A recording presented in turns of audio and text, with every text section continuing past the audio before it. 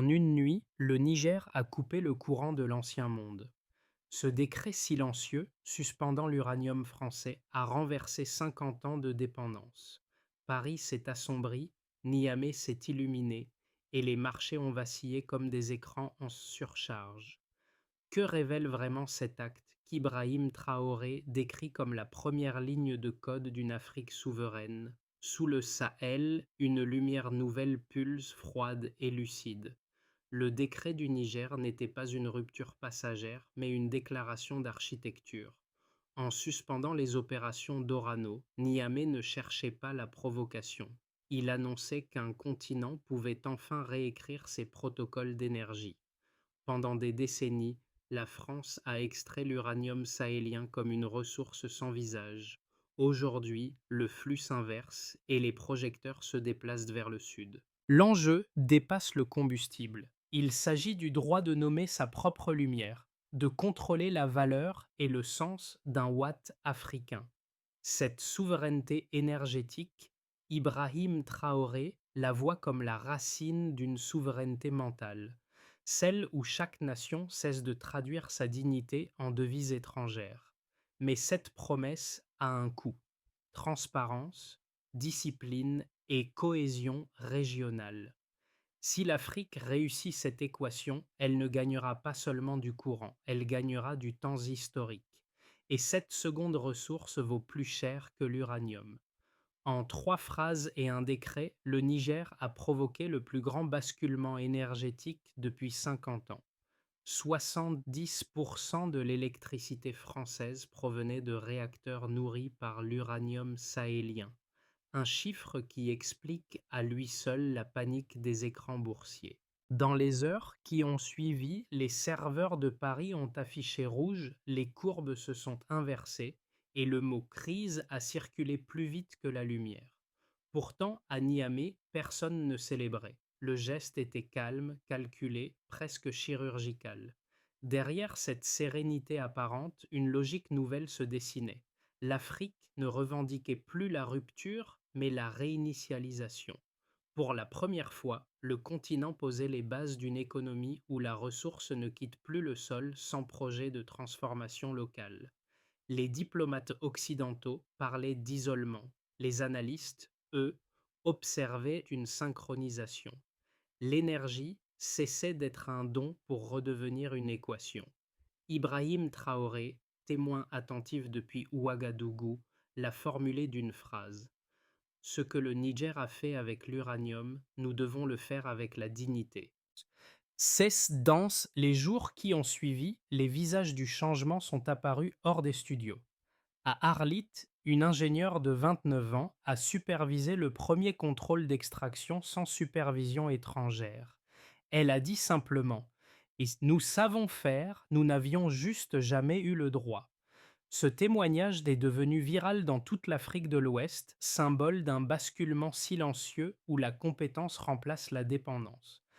À Niamey, les soldats chargés de sécuriser les sites ont reçu l'ordre d'assister les techniciens plutôt que de les surveiller. Un geste minime, mais qui a transformé le climat. Ibrahim Traoré a salué cette alliance entre uniforme et blouse blanche comme la vraie victoire du Sahel, celle de la collaboration civile-militaire au service d'une souveraineté partagée. Dans les médias européens, le récit restait figé. Il parlait de risques, de rupture, d'isolement. Mais sur le terrain, un autre lexique s'imposait: intégrité, coordination, autonomie. Les mines, longtemps perçues comme des cicatrices, devenaient des laboratoires. Les anciens sous-traitants étrangers observaient, déconcertés, comment la gestion locale produisait moins de pertes et plus de confiance. Ce renversement pratique annonçait un futur différent, une Afrique capable d'exécuter son propre protocole industriel. Et la question n'était plus si, mais quand. So what? Le code du pouvoir vient d'être réécrit dans la poussière du désert. Tout a commencé par un simple fichier transmis à 01 à 12 depuis le centre numérique de Niamey. Un décret, 30 lignes, signé par le Conseil militaire de transition. Toutes les opérations avec Orano suspendues, propriété nationale rétablie. Ce message a traversé les fibres optiques plus vite que le son. En moins de 4 heures, les courbes du CAC 40 ont viré au rouge, le prix de l'uranium a bondi de 18% et les ministères européens ont déclenché leurs cellules de crise. À Niamey, silence absolu. Les ingénieurs continuaient leur tour de contrôle comme si rien n'avait changé. Par la suite, à 07h30, le porte-parole du gouvernement a prononcé une phrase devenue historique. Nous ne confisquons rien. Nous récupérons ce qui nous appartient pour le renégocier. Cette clarté a fait l'effet d'un séisme diplomatique. À Paris, les experts cherchaient un mot. Coup d'État, trop politique. Rupture, trop simple. Le bon terme, disait un ancien diplomate, c'était mise à jour. Dans l'après-midi, l'Élysée a convoqué une réunion restreinte. Les responsables de l'énergie ont reconnu que 70% de la production nucléaire française dépendait désormais d'un partenaire hors de contrôle. À Bruxelles, la Commission européenne a réclamé une réponse coordonnée. Pourtant, aucune sanction n'a suivi. Personne ne voulait être celui qui rallumerait la mèche. Pendant ce temps, sur le terrain, la logistique militaire se synchronisait avec les civils. Des soldats protégeaient les convois, non pour intimider, mais pour sécuriser le transfert de l'uranium déjà extrait. Le Niger ne bloquait pas. Il triait. Chaque tonne, pesée, scellée, enregistrée. Un archivage national inédit. Dans les couloirs de la télévision publique, une équipe de jeunes réalisateurs diffusait le documentaire Notre Lumière. Ce soir-là, 1 million de téléspectateurs ont vu des techniciens locaux allumer les projecteurs d'une mine redevenue nationale. Le symbole valait plus que le minerai. La France, elle, a préféré le silence. Les journaux ont titré sobrement Risque énergétique accru. Aucun n'a admis que le modèle colonial venait d'être court-circuité par un acte administratif. De l'autre côté de la frontière, Ibrahim Traoré observait attentivement. Dans un message diffusé à Ouagadougou, il a salué le courage de gouverner sans permission. C'est avant la réinitialisation, la France tirait 71% de son électricité du nucléaire. Après le décret du Niger, ce pourcentage est tombé à 62% en moins de 3 semaines, forçant EDF à activer ses réserves stratégiques. Ce glissement de 9 points, invisible pour le grand public, a pourtant suffi à redessiner la carte de la dépendance énergétique européenne. Deuxième donnée, le prix spot de l'uranium. Ultra 8 a grimpé de 48 $ à 74 $ la livre, une hausse de 54% en 22 jours, record absolu depuis 2007. Ce chiffre ne traduit pas seulement un déséquilibre de marché, il marque la fin d'un monopole implicite. Troisième, les exportations minières nigériennes vers l'Asie ont augmenté de 220% au premier trimestre 2025. En apparence, un simple redéploiement commercial. En réalité, un transfert d'influence massif. Ces trois courbes racontent la même histoire, celle d'un circuit inversé. L'énergie ne monte plus vers le nord, elle revient vers sa source. À Paris, la consommation domestique a reculé de 6%, un chiffre anodin pour les analystes, mais lourd de symbolisme. Chaque kilowatt perdu rappelait une dépendance politique. Dans les chancelleries européennes, les rapports de risque ont adopté un nouveau terme, autonomie africaine.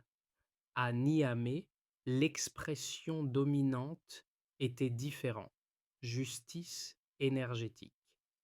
Ibrahim Traoré, lors d'une interview commune avec le ministre nigérien de la Transition, a résumé: le pourcentage n'est qu'un miroir. Ce qui compte, c'est le choix de le contrôler. Sa formule a fait le tour des médias régionaux, transformant la donnée en doctrine. car derrière les chiffres se cache une équation morale. Moins d'importation, plus de légitimité. La Banque mondiale a reconnu que les revenus nets du Niger liés à l'uranium avaient augmenté de 38% sur la même période. Mais plus impressionnant encore fut l'usage des fonds. 62% ont été réaffectés à l'éducation et aux infrastructures. Pour la première fois, la corrélation entre ressources et développement était positive. Ce baseline, delta statistique, prouvait qu'une politique pouvait se mesurer autrement qu'en PIB. L'Afrique n'était plus une variable dépendante, mais un modèle testable. Et dans ce modèle, les chiffres parlaient plus fort que les discours. Les critiques occidentaux ont présenté le geste du Niger comme une faute stratégique.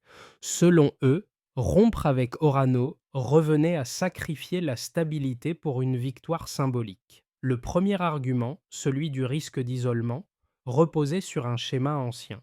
Une nation africaine déconnectée des flux mondiaux serait condamnée à l'asphyxie économique.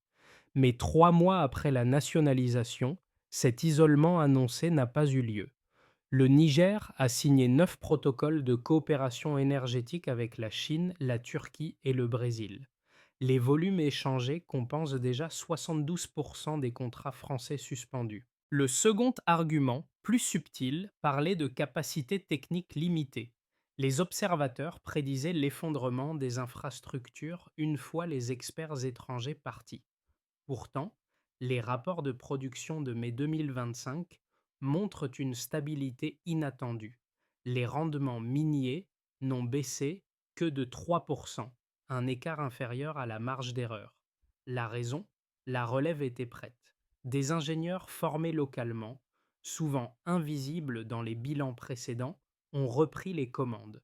Ibrahim Traoré a qualifié cette continuité de preuve que la compétence n'a jamais été importée, seulement ignorée. C'est le courant s'est inversé. Ce renversement, d'abord perçu comme un incident, s'est révélé être une architecture. Les signaux faibles des marchés, les discours politiques hésitants, tout indiquait qu'une nouvelle logique s'installait. L'Afrique ne voulait plus interrompre le flux, elle voulait le redéfinir.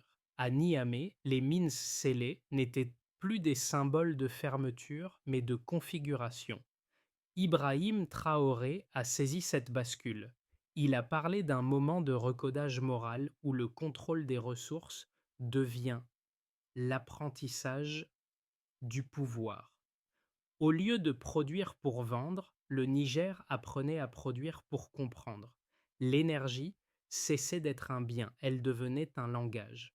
Dans les couloirs du gouvernement, on comparait déjà les données énergétiques aux lignes de code d'un logiciel à corriger.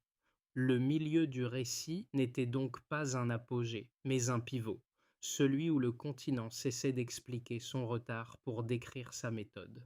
Et ce changement d'optique, plus silencieux que spectaculaire, marquait la moitié exacte du parcours, le moment où la lumière cesse d'éclairer et commence à instruire. Les effets du redémarrage nigérien se sont propagés comme des ondes sur une carte thermique.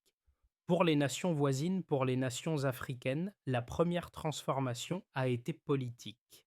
Le Mali a renégocié ses licences aurifères, le Tchad a révisé ses concessions pétrolières et le Burkina Faso a imposé la publication intégrale des marges des sociétés minières.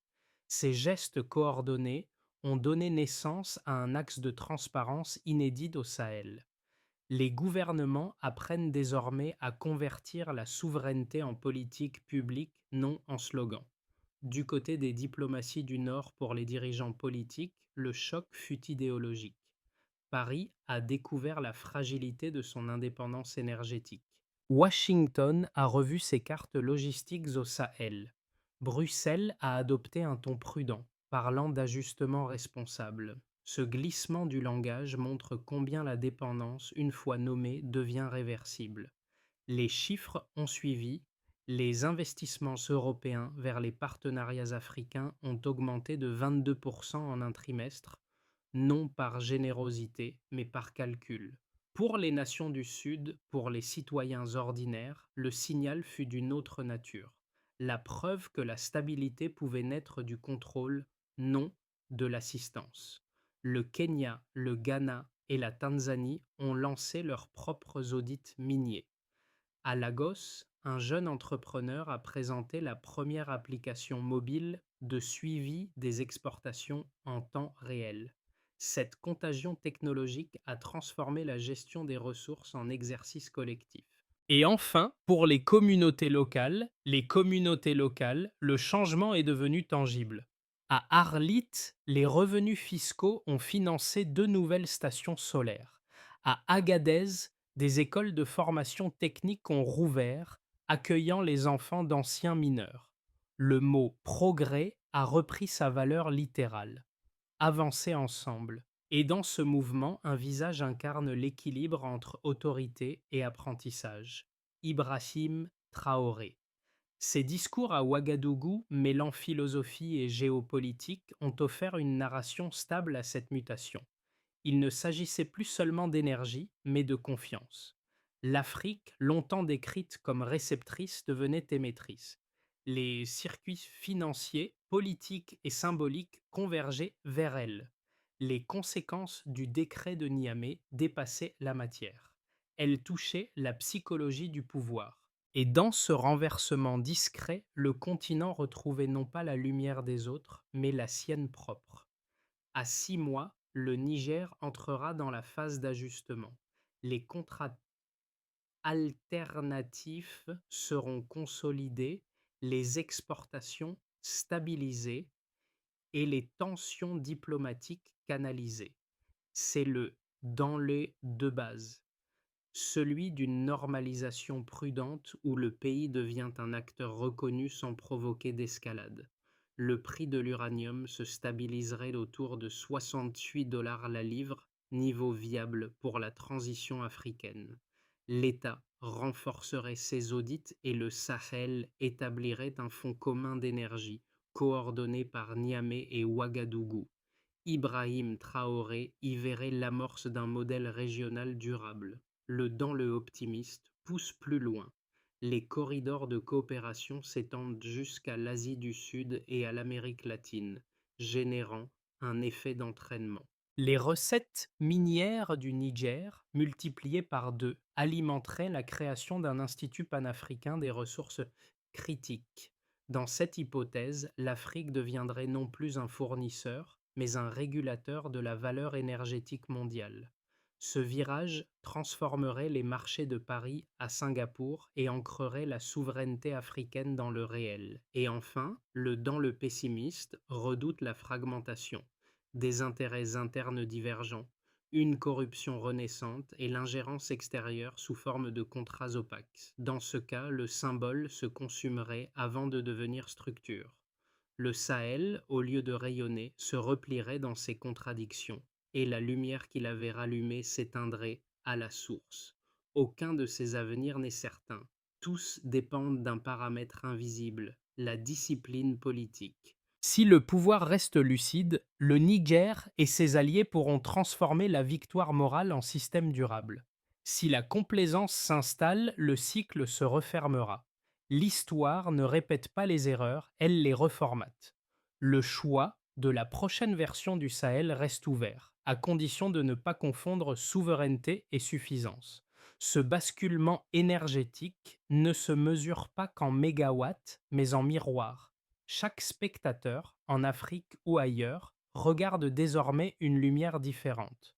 Pour les jeunes ingénieurs du Sahel, cette histoire n'est pas une abstraction.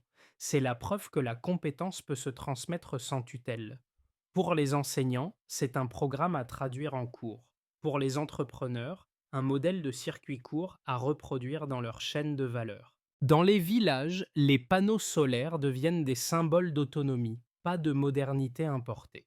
En Europe, certains téléspectateurs découvrent avec gêne que le tiers-monde a devancé les vieilles puissances dans la logique du progrès durable. Ce contraste, Ibrahim Traoré l'évoque souvent. Le monde ne manque pas de lumière, il manque de sources. Il parle moins aux institutions qu'aux consciences. Ce message, lorsqu'il atteint les foyers, ne demande pas d'admiration, mais de participation. Chacun peut réduire son empreinte énergétique, soutenir les circuits équitables ou simplement écouter avant de juger. L'Afrique n'appelle pas la pitié, elle propose une cohérence. Et cette cohérence, une fois perçue, change le regard. Car au fond, cette réinitialisation ne concerne pas que le Niger. Elle parle à tous ceux qui se sont déjà sentis débranchés de leur propre pouvoir. La souveraineté, ici, n'est pas un drapeau, c'est une habitude à reprendre. La transition nigérienne ne survivra pas à ces symboles sans une méthode. Le gouvernement a présenté une feuille de route articulée autour de 5 étapes. Tout d'abord, auditer. Chaque contrat minier, chaque chaîne de transport et chaque station énergétique doit être vérifiée avant d'être renouvelée. L'objectif est d'obtenir une cartographie complète des flux d'ici la fin de l'année. Par la suite, sécuriser. Les sites stratégiques seront placés sous double supervision civile et militaire, modèle déjà testé au Burkina Faso sous l'impulsion d'Ibrahim Traoré. Cette parité réduit les risques de corruption et accroît la confiance des investisseurs africains. Par la suite, diversifier.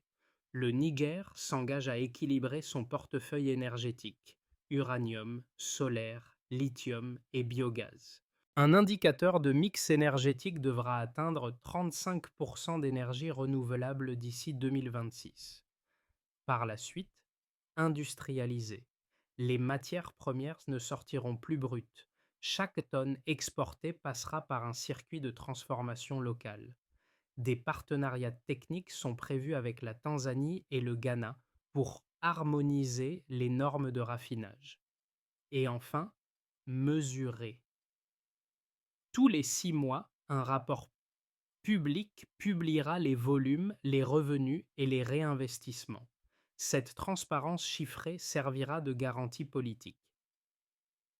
Autour de ce schéma, Niamey et Ouagadougou projettent un institut commun d'observation énergétique, un centre chargé de suivre l'impact social et environnemental du nouveau modèle. Le succès ne dépendra pas de la vitesse, mais de la constance. Un watt bien gouverné vaut plus qu'une promesse brillante. À Arlit, la même ingénieure qui avait rallumé les projecteurs d'une mine nationale marche désormais au milieu des panneaux solaires qu'elle a contribué à installer. Autour d'elle, les soldats, qui gardaient autrefois les entrepôts, transportent les câbles. La poussière du Sahel ne recouvre plus des concessions étrangères, mais des chantiers communs.